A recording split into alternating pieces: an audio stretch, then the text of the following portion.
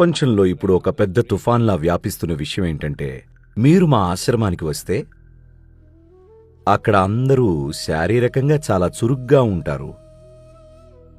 ఉదయం 10కి సాయంత్రం 7కి 2 పూటలు తింటారు. కానీ ఇప్పుడు అమెరికాలో ఒక పెద్ద యూనివర్సిటీ ఇంటర్మిటెంట్ ఫాస్టింగ్ అనంటోంది. కానీ మనం ఎప్పటినుంచో చెబుతున్న విషయాన్నే వాళ్ళు కొత్తగా కనుక్కున్నారు. ఇప్పుడు అందరూ 16 గంటల విరామం ఉండాలి అంటున్నారు. అప్పుడు మీకున్న రోగాలన్నీ పోతాయని మరి ఎన్ని వేల సంవత్సరాలుగా మేం చెప్తున్నదేంటి? దీనిలో ఎన్నో విషయాలున్నాయి, మానసికమైనవి, శారీరకమైనవి. ఇప్పుడు ప్రపంచంలో క్యాన్సర్ పెరిగిపోతుంది. క్యాన్సర్ కణాలు సాధారణంగా మిగతా కణాల కంటే 8 నుంచి 12 రెట్లు ఎక్కువగా తింటాయి.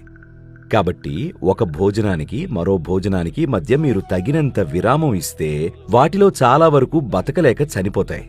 ఈ విషయాన్నే మేము ఎప్పటినుంచో చెబుతున్నాం. కానీ ఇప్పుడు వాళ్ళు $1 బిలియన్ పరిశోధనతో దాన్ని కనుక్కున్నారు.